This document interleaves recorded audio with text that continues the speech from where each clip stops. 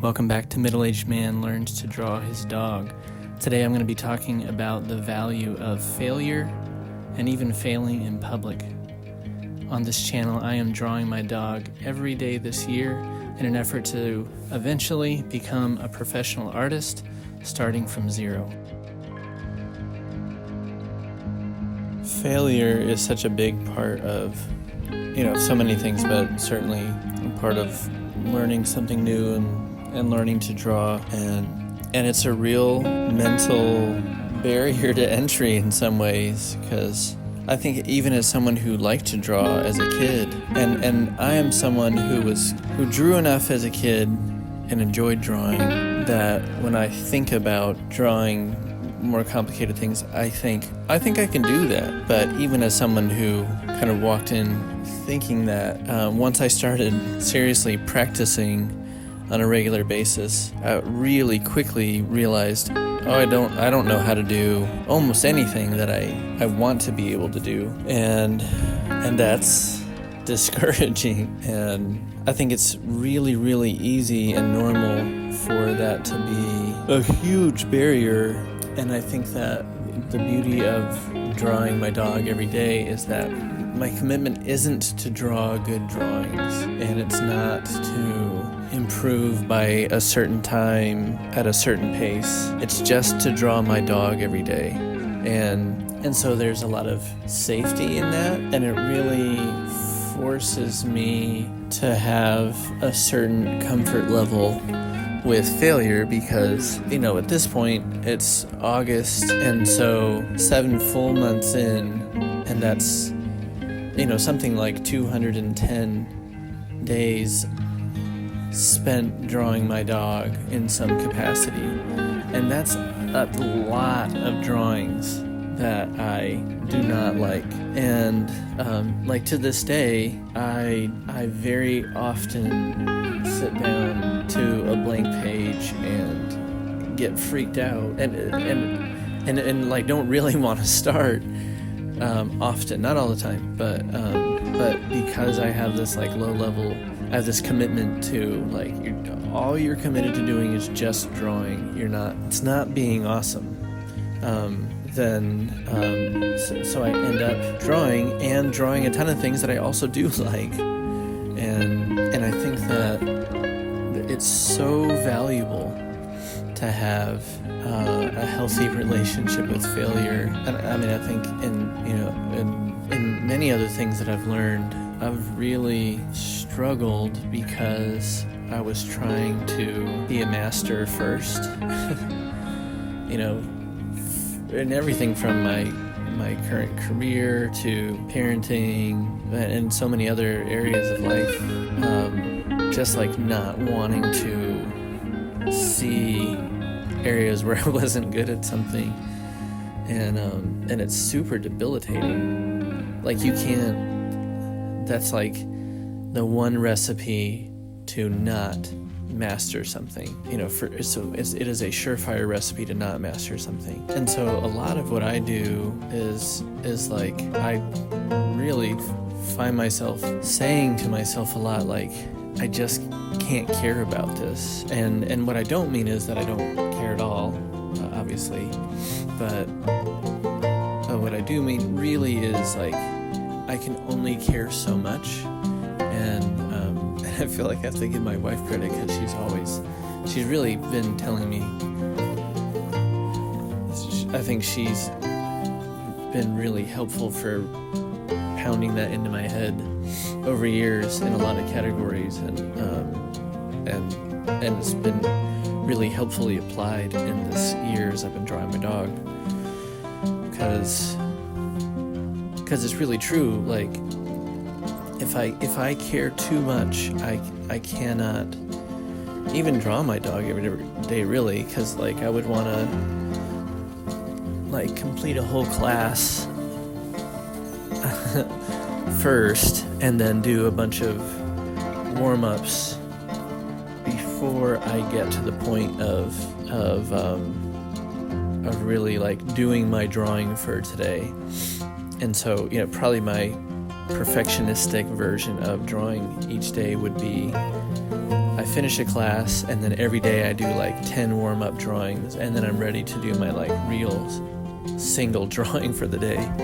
And as a parent, full-time career, blah blah blah, no chance that works. Also, it's not like doesn't seem to be a helpful perspective of learning anything. Anyway, so it's been really helpful for me to just say, like, my requirement is just to do some drawing, and it's okay for it to be bad. And it's actually been really humbling to have the YouTube channel, because it is one real level of a hurdle that you have to get over to just for your own self make bad drawings. Drawings that aren't as perfect as you want, that you don't love. It is a whole other hurdle to do that publicly. And I'm really grateful to do that, just because it really digs into my ego, I think, in a wonderfully helpful way, to have done all these drawings that I'm, because of this channel, committed to putting out there, and saying, like, look, a lot of the time I do bad drawings. And like, this channel is really committed to showing the good and the bad, and so just in showing the whole year. And it is deeply my hope that the drawings are increasingly high quality, but still to this day I have a lot of drawings that are like, okay, now I've been like drawing for over half a year, and so I feel like even more I want to not put out any bad drawings. And it just doesn't work like that. So it's been really helpful. And again, like, one thing you're gonna hear a lot is just reality, that my wife has inspired me a lot in like all regards, and absolutely like creative pursuits, learning to have like a craftsman like mentality, and be willing to learn something that you're bad at, all those things. And she read Steve Martin's biography and autobiography, and in it he talks about the importance of failing in public. And I don't remember all off the top of my head. I don't remember all the reasons why, but I think it does something really valuable for you, because if especially if the craft that you want to hone is a public craft. Like, I don't know people who draw that ultimately don't ever want anyone to see your work. And I certainly don't know people who draw who don't themselves want to see their work. So at some point you got to get it out of your head and onto the page. And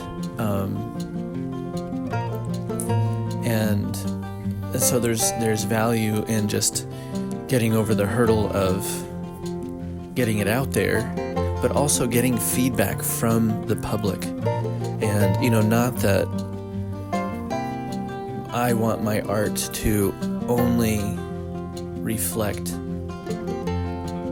what is what everyone else likes, and actually I really want my art to just be what I like. But there is a lot to be said for thinking that I'm at a certain level, and if I think the things that I'm drawing like tell a good visual story, or because of the elements of like lighting and shading and color and all those things and gesture, they like stir a response in people, and then I go and show people and there's no response. Not that YouTube is like, it's not the same as like standing there with someone and being like, here's this thing, but if I show people, then I have some gauge, Is it the best gauge in the world? Is it the only gauge? No, of course not. It's not either of those things. But it's a really important one, and especially as someone, I really do want to be a professional illustrator. I really want to be able to put out stuff, one, that people like, but also I really want to be able to create work at a high caliber and really deeply know how to use all the elements of illustration. And anyway, so I really have appreciated that idea of failing in public. And my wife is so cool. Obviously, I think my wife is cool, but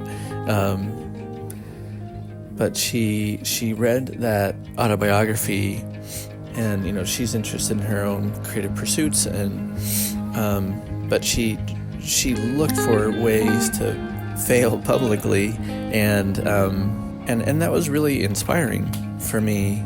And so really, like, a lot of what I'm doing now is like following in her footsteps, just like, because I think you do have to be courageous, really, in anything that you do if you're trying to take it seriously.